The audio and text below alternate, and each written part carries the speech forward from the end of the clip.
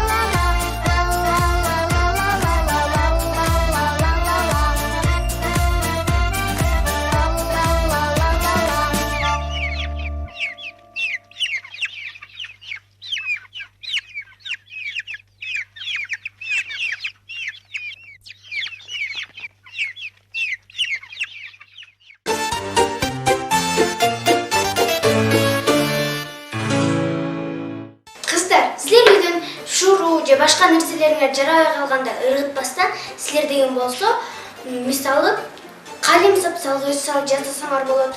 Аны бизге Айдан айтып берет да, э? Ооба, алтын колдор рубрикасына билип алалы.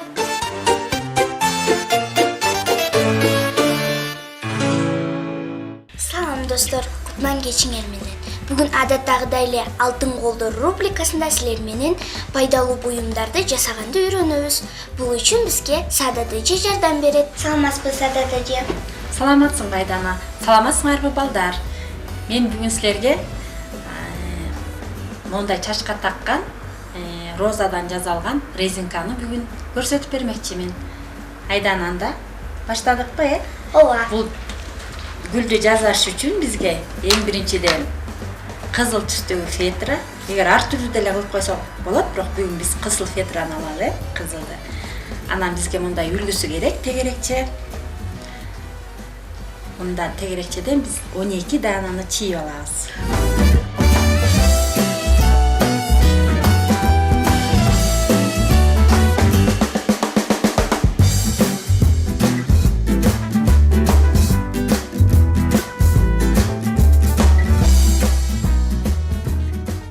Эми тегерекчелерди Айдана экөөбүз биргеликте кесип алалы, э? Сен мага жардам берсең.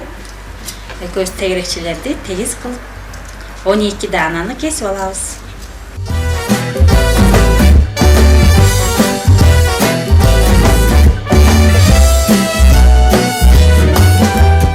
Айдана экөөбүз тегерекчелерди кесип даярдап алдык. Эми муну балдар биз тең экиге бөлөбүз.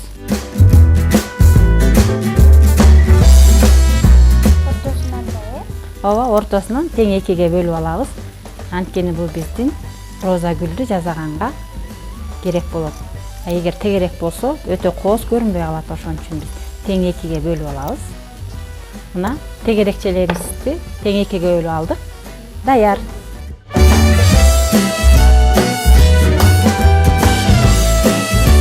Айдана, бул эми жарты тегерекчелерди биз ийне жиптин жардамы менен бири-бирине бириктирип тигип алабыз.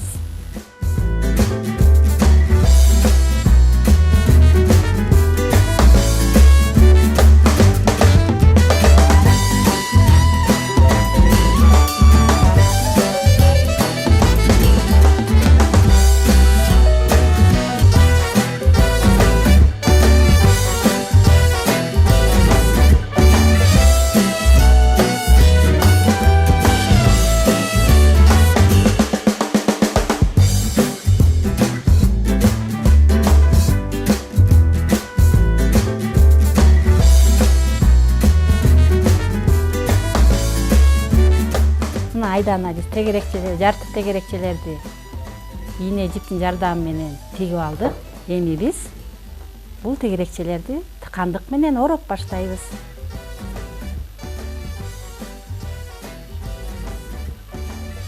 Бизге бул үчүн термоклейдин жардамы керек. Азыр ысып турсун.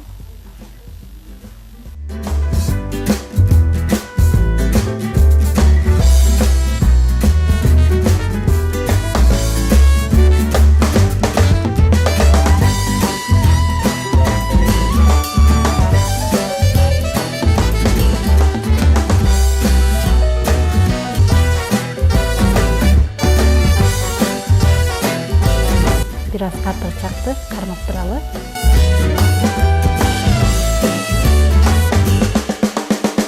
Мына Айдана, биздин роза гүлүбүз даяр. Эми буга жалбырак чактайбыз да, Ооба, кооз болуш үчүн жалбыракты кайчын жардамы менен текши кылып кесип алабыз. Жалбыракты жашыл фетрадан кесебиз.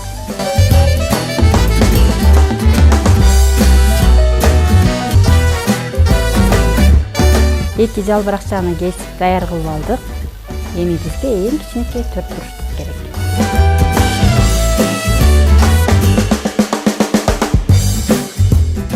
Роза гүлдүн бетине чаптак чыгабыз. Андан мурун эң биринчи биз жерге артына жакшы текши көрүнүш үчүн артын көрсөтпөйдөй кылып жашыл фетрадан да чийип чаптап алалы.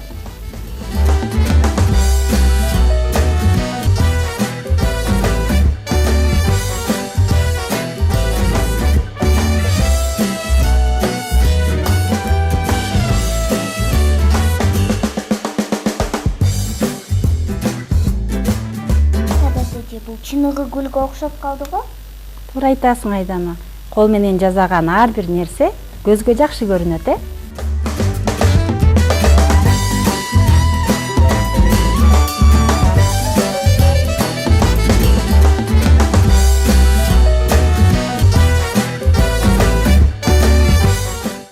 Жакшы роза көрүнүктүү көрүнүш үчүн жалбыракчаларды ачып алабыз.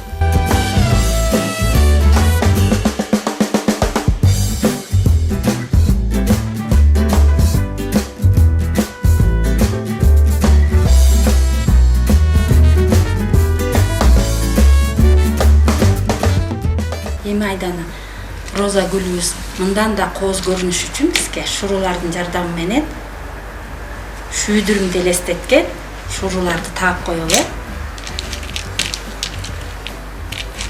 Килей куюп берейин, сен болсо шуруларды чаптап сал.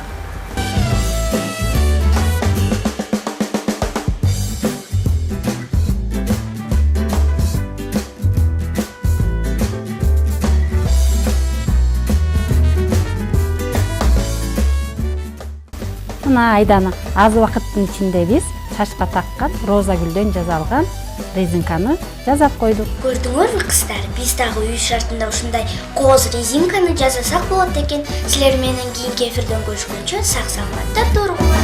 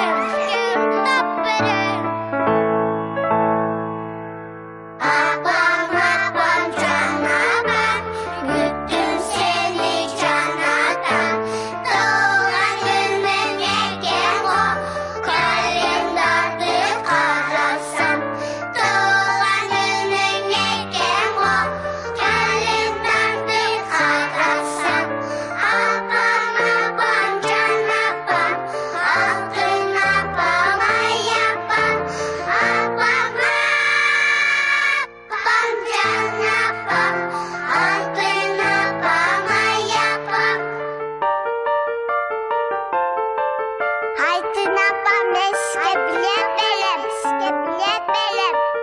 Менин күнүм, апа менин айым.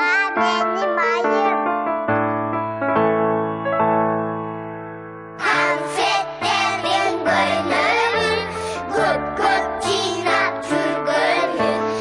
Андан коз гүл жасап, үйдүн ичин түрлөдүм. Андан коз гүл жасап, үйдүн ичин түрлөдүм. Апам, жан апам, алтын апам, ай апам,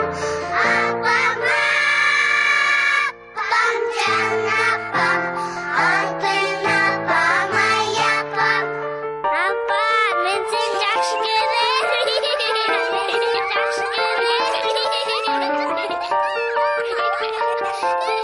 Апа, келди мени таптоо конфеттен,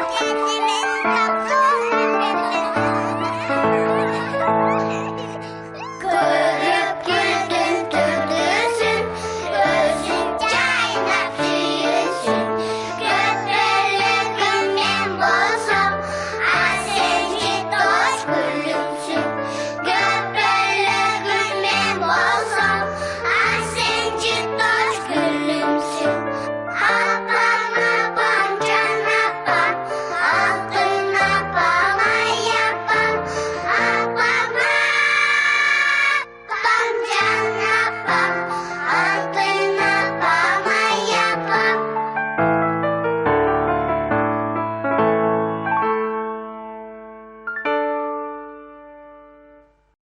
Темурлан, айтчы, кайсы жануар абдан эмгекчил? Бул кумурска, анткени алар уктабастан 24 саат бою иштей беришет. Келгиле анда дал ошол кумурска жөнүндө билгим келет рубрикасына билип алалы.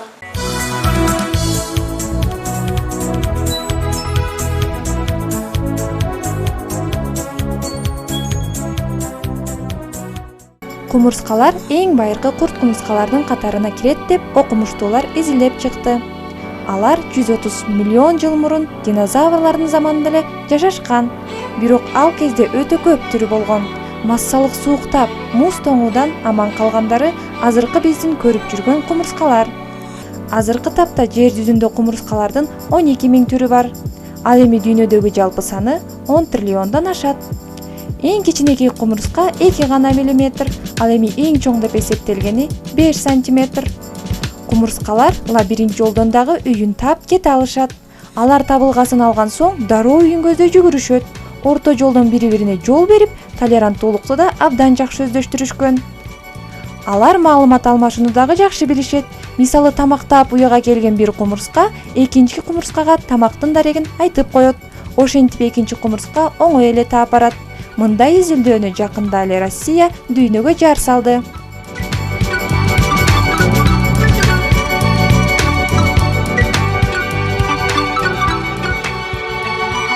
Өспүрүмдөрүн аңчылык кылууга үйрөтүшөт. Кантип жыт сезүүнү, атаандашты өлтүрүүнү, деги койчу бардыгын үйүрдүгү эң күчтүү делген кумурска тажрыйба берет. Ошол эле учурда кумурскалар эң күчтүү келишет. Себеби алар өзүнүн салмагынан 100 эсе оор нерсени көтөрө алышат. Планета боюнча оор салмакты көтөрүүдө кумурскаларга эч ким тең келе албайт.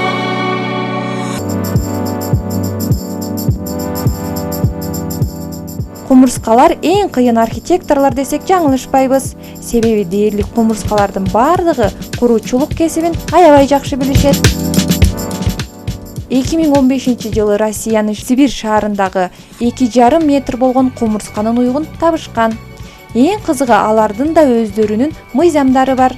Мисалы, жаш кумурскалар уянын ичиндеги курчакчаларды бакса, алардан улуурактары куруучулук менен жана тазалык менен алектенишет. Ал эми күчкө толгон тажрыйбалуу кумурскалар тамак таап келишет. Алар жаш курагына жараша улам өздөрүнүн кесиптерин алмаштырып турушат. Кумурскаларда кулак жок болот. Алар бардык нерсени сезимтал тамандары менен сезишет. Кумурскада өпкө жок. Алар жөн гана денедеги сырткы териси менен дем алышат. Ар бир кумурскалар үйрүндө өзүнүн жыты бар. Бейтааныштарды дароо сезип кубалап чыгышат. Жумушчу эркек кумурска 5 жыл, ал эми ургачысы 30 жыл жашайт. Кумурскалар Жер планетасынын бардык жеринде бар, бир гана Арктика жана Антарктидада жок.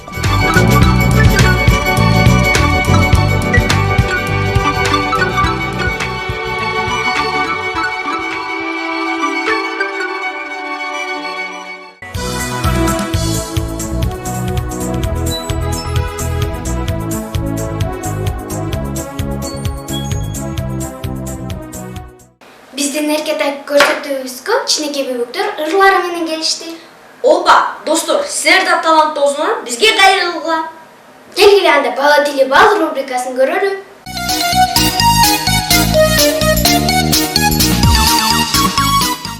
Ты помнишь, было вокруг море и звуки, из теплых мамина рук учитель взял твои руки.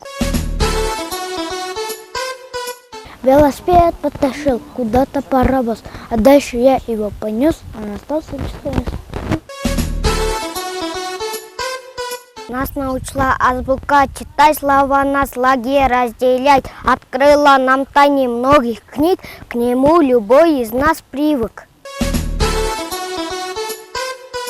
Нас привели в этот чудесный класс, чистенький и нарядный, и парта ждала нас, как будто корабль, уплывший в вершине из знаний.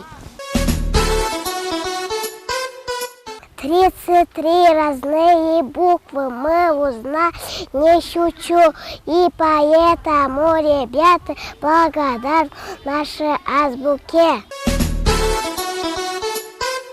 Посмотрите на меня, вот какой счастливый я. Форму новой ношу, в первый класс уже хожу. Мы сегодня очень рады, мы приветствуем гостей, дорогих учителей, всех знакомых, незнакомых, и серьезных, и веселых. Вот и я, и мои друзья, рада вам очень я. Приятно слышать добрые слова о себе. Я азбука, учебник важный, научил читать однажды. Я хочу знать сегодня, как дружили вы со мной.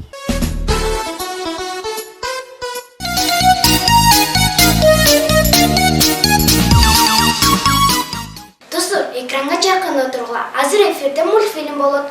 Силерге кыргызча отурган мультфильм жагабы? Анда келгиле, биз менен мультфильм көргүлө.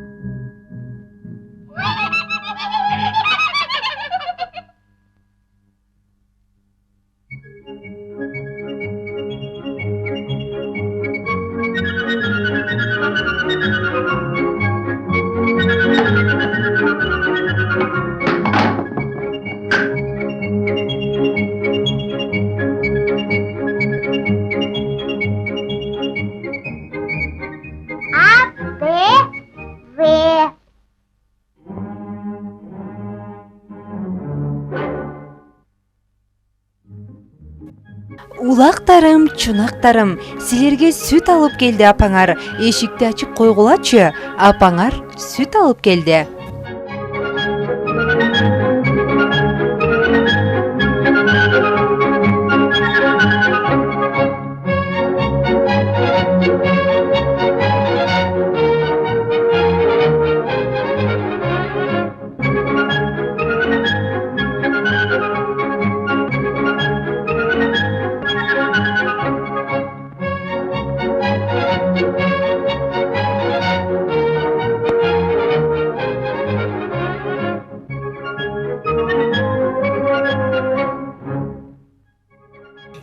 эми балдарым, силер оюнуңарды уланта бергиле. А мен болсо кеттим.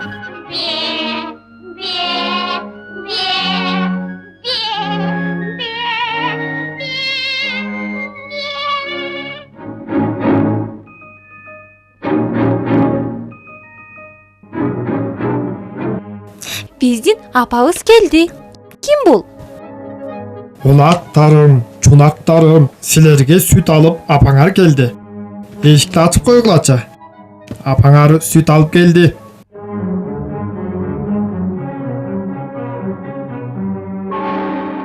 Жок, бул биздин апабыздын үнү эмес. Апабыз мындай үн менен сүйлөбөйт. Анын үнү назик. А сенин үнүң орой экен.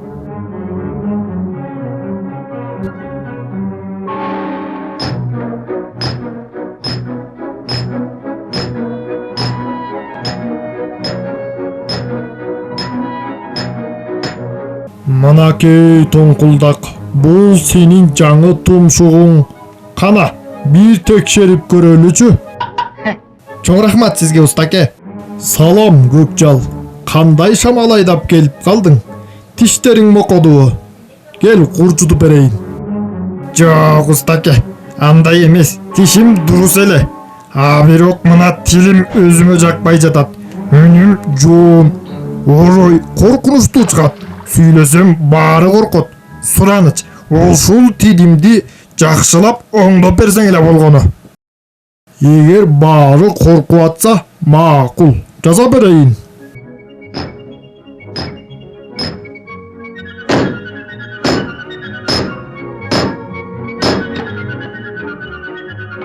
Чоң рахмат сизге устаке.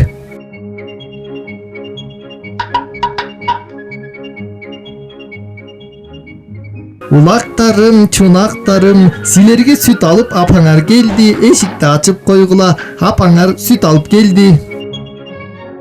Эгерде мен жокто үйгө бирөө жарым келсе, эч кимге ача көрбөгүлө. Аларга мени үйдө жок деп жооп бергиле. Макулбу? Макул апаке, ачпайбыз.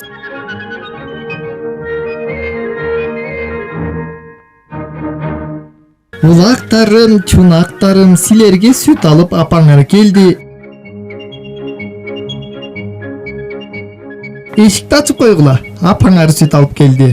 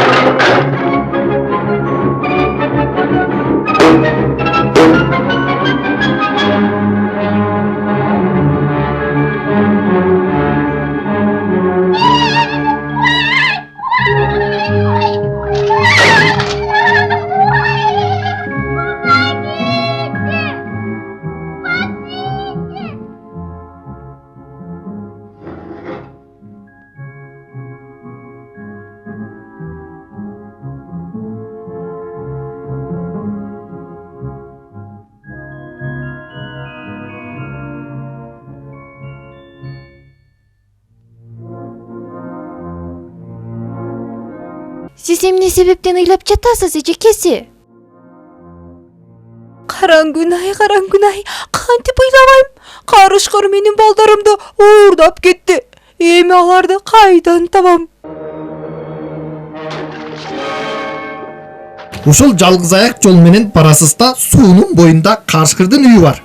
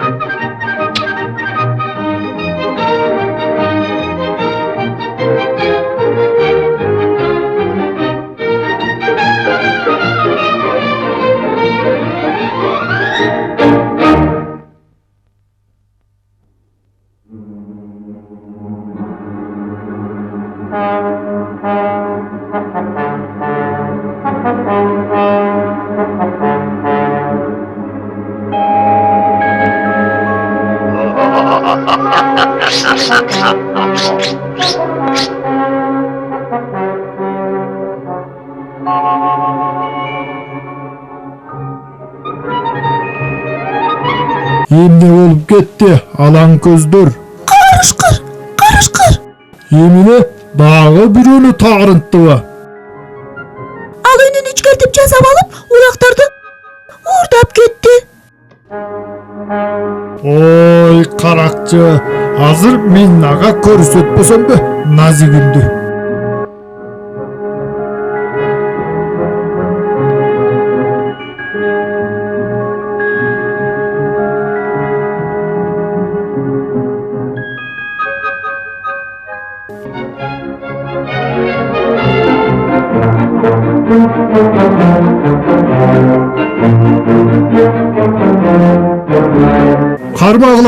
Кармагыла. Ой.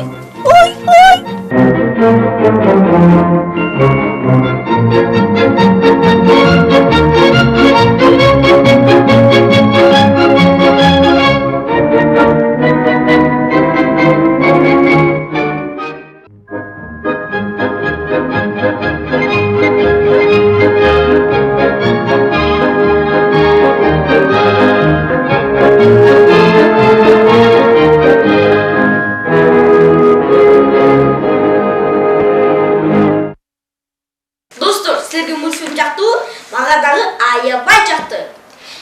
Кайрадан эмки ишенбеге чейин көрүшкөнчө сак саламатта калгыла. Ата энең эртең тилин уккула. Көрүшкөнчө.